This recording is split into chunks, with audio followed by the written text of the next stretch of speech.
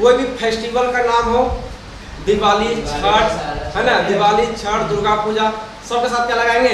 Eight का प्रयोग। क्या करेंगे? एट का प्रयोग करेंगे। चलिए रूल नंबर तीसरा। रूल नंबर तीसरा है before the names of festival, before the names of festival, festival क्या आपका? फेस्टिवल। क्या लिखा हुआ है? फेस्टिवल। फेस्टिवल जब किसी त्योहार का नाम आवे तो उसके साथ हम क्या करेंगे? तो एट का प्रयोग करेंगे। क्या करेंगे? एट का यूज। कोई दिक्कत? चलिए किसी भी त्योहार का नाम हो, किसी भी त्योहार के साथ एट का प्रयोग किया जाता है। एट का प्रयोग करें। प्रयोग किया जाता है।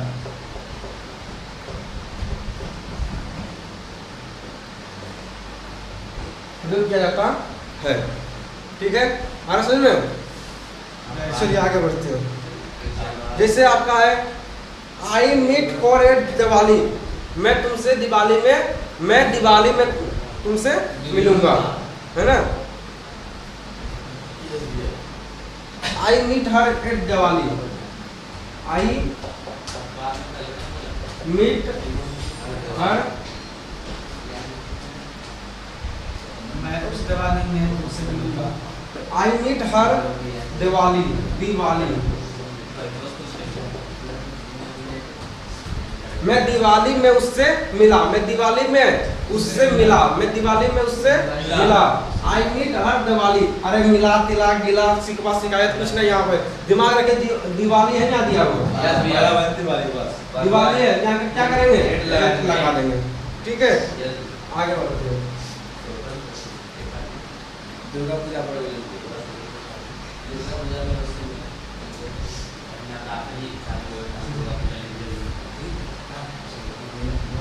Rule number 4। रूल नंबर 4 क्या कहता है? किसी टाइम के साथ, घड़ी वाले टाइम के साथ क्या करते हैं? तो एट का प्रयोग करते हैं।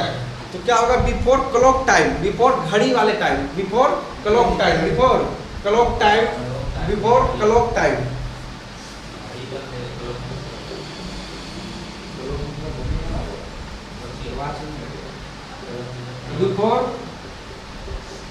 Before clock time, before clock time, time use at, use at preposition.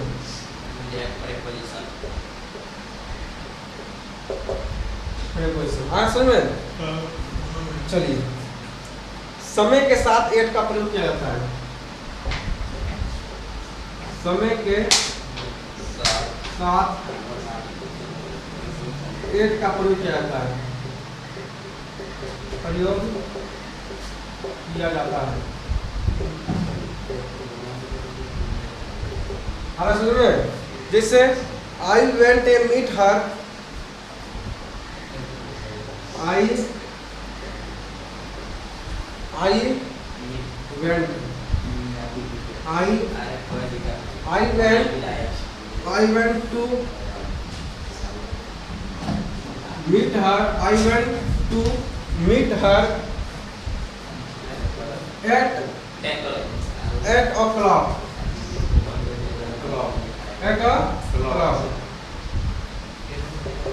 यहाँ पे 8 दिख गया, यहाँ पे क्लॉक भी लिखा हुआ है। इसका मतलब क्या करेंगे? 8 का प्रयोग करेंगे। अभी बताते हैं MDH से,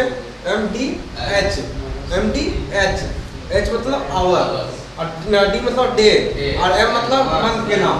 मंथ के नाम के साथ इनका, डे के नाम के साथ उनका, और समय के नाम के साथ एट का। समय के साथ में एट का, और दिन के नाम के साथ उनका, और इधर महीना के नाम के साथ दिन का।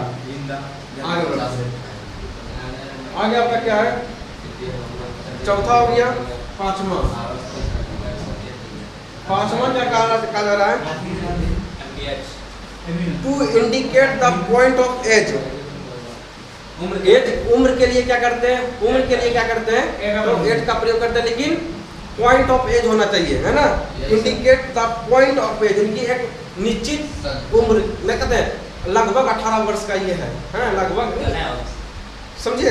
एक इंडिकेट द पॉइंट एज, यानी कि कहने का मतलब है कि जैसे मान लीजिए आपने कहते हैं उसका लगता है 21 वर्ष की उम्र में शादी हो गई थी, है ना। 18 वर्ष की उम्र में मेरा शादी हो गया था, इस प्रकार से होता ही ना। तो उस समय क्या करेंगे? तो हम जो है क्या करेंगे, उस एज के साथ हम क्या करेंगे? तो एज का प्रयोग करेंगे। सीधा याद रखिए कि एज के साथ हम क्या करते हैं? एज का प्रयोग करेंगे, ठीक है। जब क्वेश्चन जैसा क्वेश्चन आएगा उसके बाद हम आपको उस अकॉर्डिंग हम आपको बताएंगे, ठीक है। चलिए, टू इंडिकेट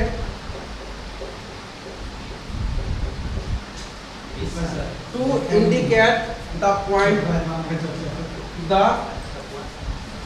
ऑफ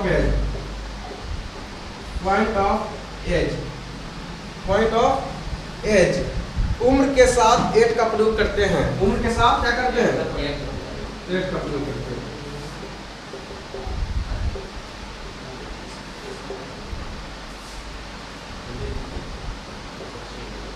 उम्र के साथ एड का प्रयोग करते हैं।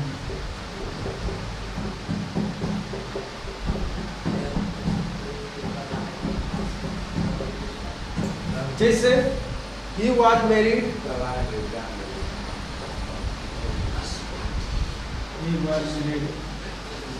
क्या है? married to her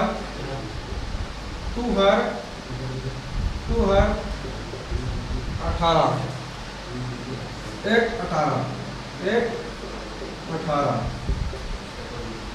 ठीक है। यहाँ पे क्या 18 दिख गया।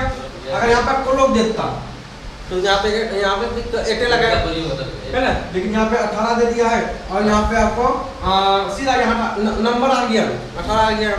ऐसा दिमाग में लगा लीजिएगा। अगर आपको हिंदी करने ना आता है ऐसा पता चलेगा 18 यहाँ पे दे दिया है। और यहाँ पे आपको अगर थोड़ा बहुत दिन यहाँ मैरिड लिख दिया है, इसके अंदर ब्याह शादी की बात हो रहा है, तो एड का प्रयोग कर देंगे, खत्म कहानी।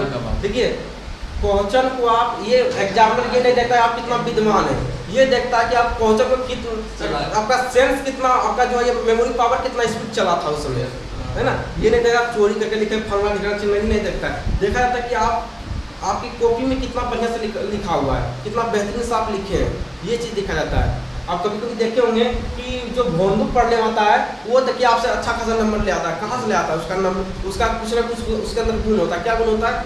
चाहे उसका लिखावट बढ़िया होगा, चाहे लिखने में बेहतरीन होगा, चाहे तो वो चोरी करने में बेहतरीन होगा, किसी न किसी माध्यम में वो बंदा सही होगा, है ना। चाहे उसका बगल वाला सपोर्टर मिल गया होगा और चोरी करने में एक्सपर्ट होगा, चोरी बेहतरीन से कर लिया, उसके बाद जो है आपसे अच्छा खासा नंबर ले आएगा। लेकिन नॉलेज आपसे बेहतरीन नहीं ला पाएगा, लेकिन नंबर आपसे बेहतरीन उसका आ जाएगा।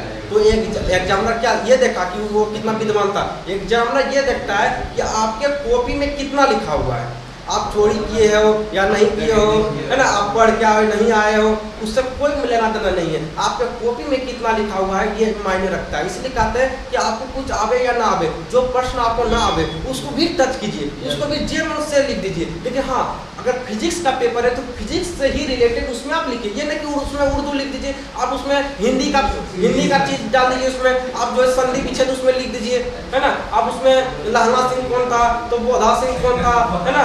तो आप बातचीत का चैप्टर डाल दीजिए, है ना। तो फिजिक्स, अगर फिजिक्स चैप्टर फिजिक्स के रिलेटेड ही उसमें आपको लिखना पड़ता है, ठीक है। इना कि फिजिक्स का पेपर है उसमें केमिस्ट्री घुसा के ये नहीं होता है। तो हम ये सिखाना चाह रहे हैं कि आपको जितना आवे, जो प्रश्न आपको ना आवे उसको भी आप टच कीजिए, ठीक है। चलिए, तो आप यहाँ पे आ गया मेरिट, आगे समझ में। चलिए इसको लीजिए।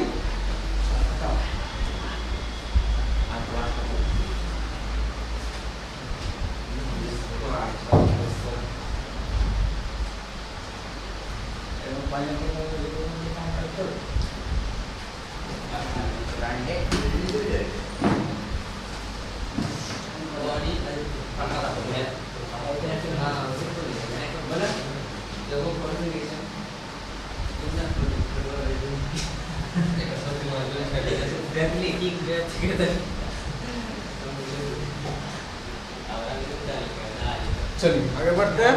अगला आपका क्या है? रूल छठा, रूल 6 क्या है? तो to show point of action, लड़ाई to show point of action use करते हैं एट का, यूज एट। जब आप अपनी वाली का इंतजार करते हैं तो उसमें क्या करते हैं? एट का। जहाँ पे आप खड़ी होकर इंतजार करते हैं वहाँ क्या कीजिएगा? एट लगा दीजिएगा। जब मान लीजिए बस स्टैंड पे खड़े हैं तो बस स्टैंड पे क्या करेंगे? सीधा समझिए, एक्शन आप अपना दिमाग में कि एक्शन क्या होता है, अपना दिमाग मत लगाइए। सिर्फ मान लीजिए रेलवे स्टेशन पे खड़ी है तो क्या लगा देंगे? Eight railway station, eight railway station. Bus station पर खड़ा कर झक कर रहे हैं, इसका मतलब एट लगा देंगे। ठीक है, तो क्या करेंगे? एट का प्रयोग कर देंगे। कहीं दिक्कत समझने में? अगर हम दिन पता ज़्यादा मानने लगेंगे तो आपको समझ भी नहीं आएगा। हम चाहते हैं कि आप नॉर्मली से नॉर्मली भाषा में आपको सिखा दें। आगे समझ में कैसे भी थोड़ा सा एंजॉय करके सिखा दीजिए भैया, लेकिन सिखा दीजिए, क्योंकि फिर एक क्वेश्चन चैप्टर बहुत हार्ड चैप्टर है। हमें उम्मीद नहीं, पूरा विश्वास है आपको समझ भी आ रहा होगा। आ रहा है समझ में? चलिए आगे बढ़ते हैं। जिससे पहला आपका क्या है कि किसी भी एक्शन के साथ एट का प्रयोग करते हैं। किसी भी एक्शन के साथ क्या करते हैं? एट का प्रयोग करते हैं। किसी भी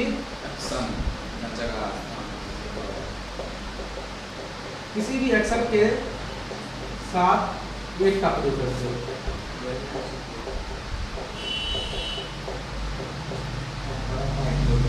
खत्म कहानी। ऑप्शन नंबर 1 क्या है? ऑप्शन नंबर 1 क्या है? I am waiting, I am क्या है? I am waiting,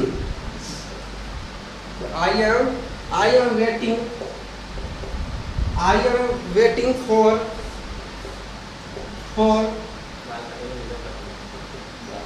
railway station, railway station. पता है इसका सब क्या लगेगा? क्योंकि आप इंतजार कहाँ कर रहे हैं? Railway station. क्या लगाएंगे? अगला option, I am waiting for bus stand. क्या लगाएंगे? आप जहाँ पे भी खड़ा होकर ताक कर रहे हैं क्या करेंगे? एट का प्रयोग करेंगे। कहीं दिक्कत, दूर परेशानी, गिला शिकवा, शिकायत नहीं होनी चाहिए। चलिए आगे बढ़े, आगे बढ़ते हैं।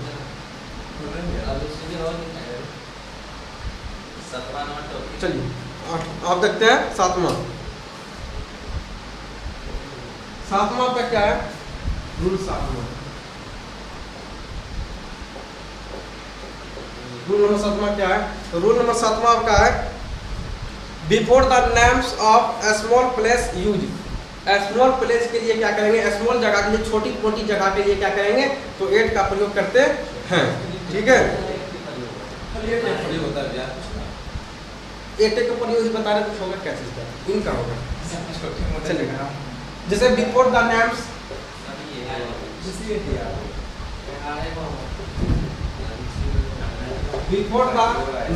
Before the names of small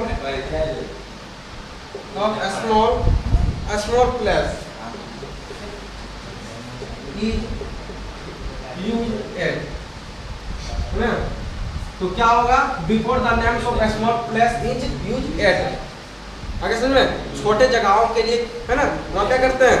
जैसे बोलिएगा, जैसे आप बोल सकते हैं, जब मान लीजिए आपके गांव में कहीं छोटा जगह है, जैसे मान लीजिए कि जम्मू जिला में जो छोटा जगह है, जैसे हम लोग का गांव छोटा स्थान पे है, तो इसके साथ क्या लगाएंगे? एट का प्रयोग नहीं करते हैं। एट फलना अपना गांव का नाम बोलते हैं। ठीक है, हमें यहाँ बताना कोई जरूरत नहीं है क्योंकि यहाँ पे कैमरा चल रहा है ना, रिकॉर्ड हो रहा है, क्या हमको कोई दिक्कत नहीं है, तो हम बताएंगे किसी को। चलिए आगे बढ़े। तो एक ऑप्शन ले लीजिए, I live at I live Krishna, KRISHNA, Krishna, Krishna Nagar, Krishna Nagar in Mathura, in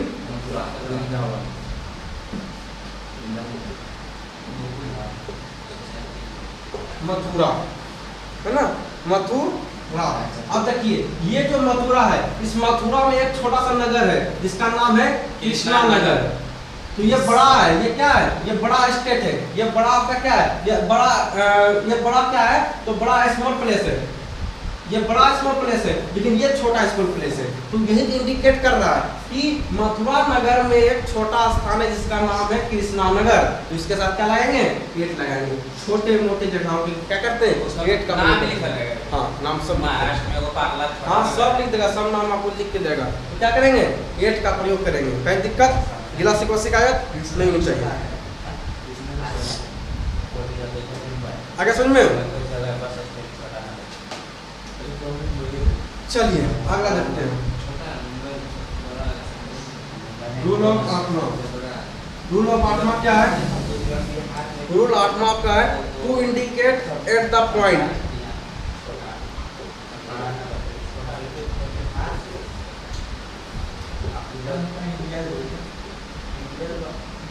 to indicate the point,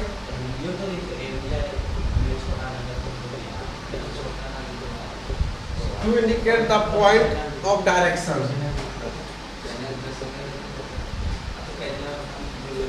अब सब दिमाग में घुस रहा है डायरेक्शन वही भैया, पूरा पश्चिम उत्तर दक्षिण वाला, पूरा पश्चिम उत्तर दक्षिण वाला ही वही डायरेक्शन नहीं हुआ, ये डायरेक्शन अलग है। डायरेक्शन अलग क्या है, इसने कहते हैं हमरा फलना चीज बनने का शौक है ना, हमरा एसआई बनने का शौक है, दरोगा बनने का शौक है ना, आईएएस बनने का शौक है, आईपीएस बनने का शौक है, डीएम डीएसपी कलेक्टर है ना, इंजीनियर।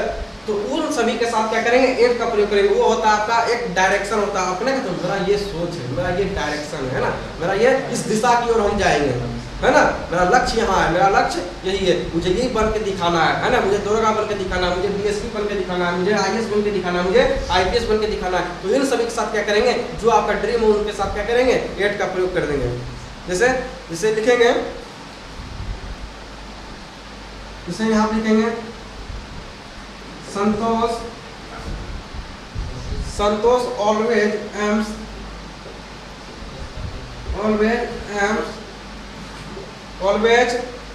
at his target,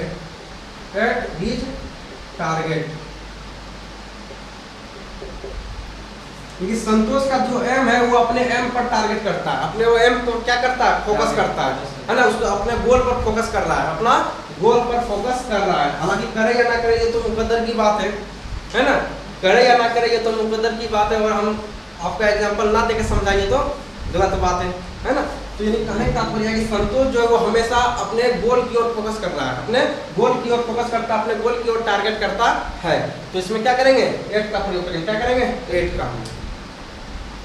कहीं दिक्कत, दुख दर्द परेशानी नहीं होनी चाहिए। तो वह इतना बेहतरीन आपको प्रीपोजिशन चैप्टर पढ़ा रहे हैं, पूरा ग्रामर आपको इतना बेहतरीन से पढ़ा रहे हैं क्लास 12 का कि आपको आगे चलकर परेशानी